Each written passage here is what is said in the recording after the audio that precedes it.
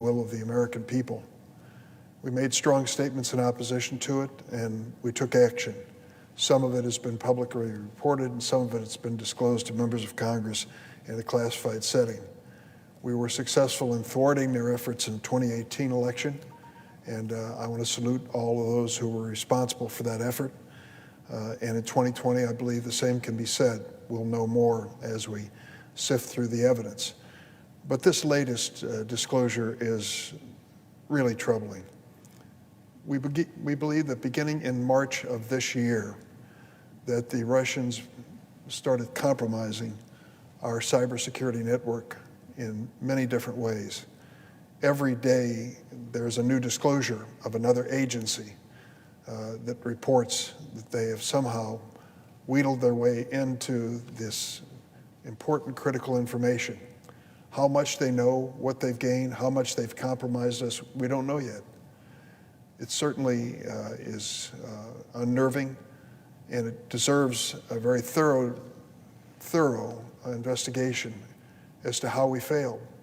You see, the United States was not taking anything for granted. We were literally spending billions of dollars for the safety of these security systems.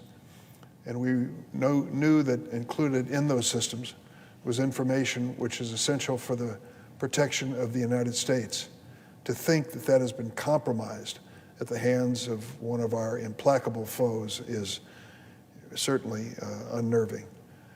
I believe that we should initiate a thorough and complete investigation. Let the chips fall where they may. Establish where we have failed from a technology viewpoint, and if any individuals are responsible, that they be held accountable. At the same time, I have to say that I joined the presiding officer in commenting on one particular aspect of this that I just can't understand. The White House has been virtually silent as all of these facts have unfolded by the day. I cannot understand that, why the Commander-in-Chief of the United States of America has not spoken out forcefully against the Russians for their involvement in this cybersecurity breach, why he has not likened this to a virtual invasion of the United States when it comes to our own national security. I believe that we should have been firm from the beginning and honest with the American people as well about the nature of this threat. But instead, this president has been silent. I recall not that long ago, a few months ago, we found evidence that the Russians were offering bounties on the heads of American soldiers in Afghanistan. Outrageous and unthinkable, and yet the White House was silent, refused to respond to what I know, because I've seen it, was credible evidence that this was linked directly to Moscow and the operatives of the Russian government. The attempted assassination of Navalny, the dissident in Russia, has been well documented, and yet again, our White House, our president, are silent. I don't understand it. I'm hopeful that the new president, Joe Biden, when he takes office January 20th, will make it a priority to establish a new understanding and relationship with Vladimir Putin. The United States cannot be a victim of Putin over and over again without speaking out and more. I'm counting on Joe Biden to do that. I believe he will. He's a realist. I know he wants peace in the world, and I do too. But we also must defend this country. And the men and women in uniform who risk their lives every single day should be our highest priority. I'm heartened by Joe Biden's closing that he's using in all of his public speeches now. He, of course, says it more artfully than I will, but he calls on God to bless America, but also God to keep our troops safe.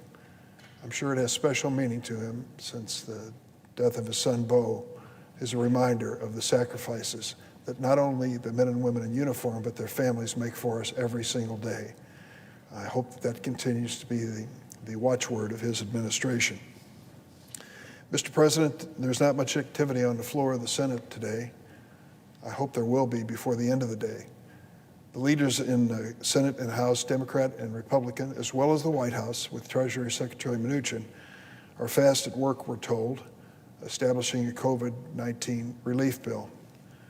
I was part of an effort, which the presiding officer also shared, in a volunteer activity that involved about 3 weeks of endless telephone conferences and Zoom calls. Staff supported us all the way, or we couldn't have done it. But it started off with 8 of us eating dinner one night and deciding to come together as a group to see if we could break the logjam.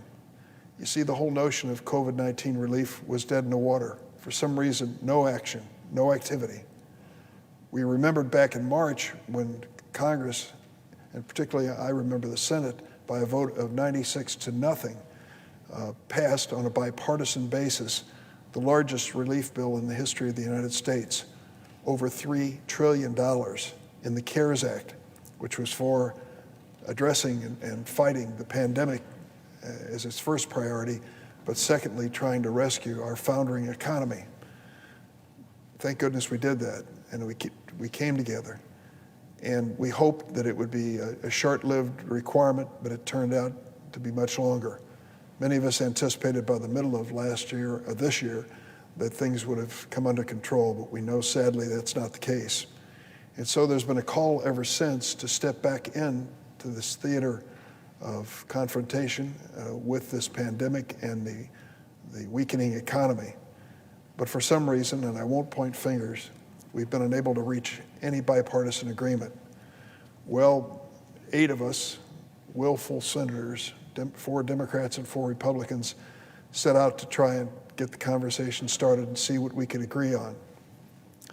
It was a great experience, even though there were parts of it where we could not agree, and there was a lot of frustration. There was also a lot that was constructive and encouraging. At the end of the day, we produced 2 documents. One of these documents was a $748 billion consensus document, which spelled out the things that we thought were essential as part of any COVID relief package, extending unemployment benefits for 16 weeks, including about 160,000 people in my state who claim the pandemic unemployment assistance, and 248,000 pandemic emergency unemployment compensation. Millions of Americans, 12 million Americans would have lost their unemployment compensation on the day after Christmas. Imagine that. We also, in this bill, provided assistance for small businesses, including a second round of Paycheck Protection Program loans for the hardest hit businesses, extended the eviction moratorium through January 31st, 2021, providing emergency rental assistance to help families stay in their homes, provided funding for hospitals and clinics for testing and to quickly and fairly distribute vaccines, including $500 million to Illinois for testing and vaccine distribution, and $1.5 billion for Illinois hospitals and healthcare providers. We provided $82 billion nationwide for education, $54 billion for K through 12, $20 billion for higher ed. We extended the federal student loan forbearance from its current expiration date of January 31st, 2021 through April 30th, 2021. We provided $10 billion nationwide in much needed support to the struggling child care sector. We addressed hunger by increasing SNAP benefits for nearly 2 million individuals in my state and millions more across the United States, and by providing funding for food banks and senior nutrition programs, serving more than 1.5 million people in Illinois.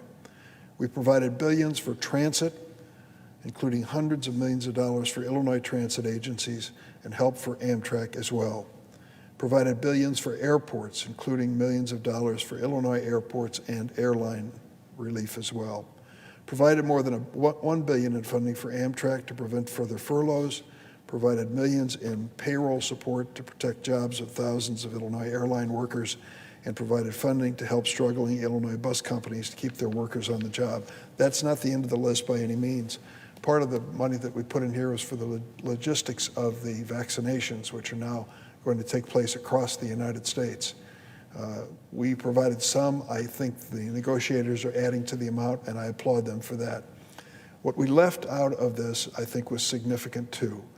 We did not provide any direct assistance to state and local governments. This morning I got on the telephone with a group that has been kind enough to volunteer for many years to consider the applications of individuals in Illinois who want to attend our service academies. Some of these people have been doing this for 20 years. I really respect them and thank them for doing it.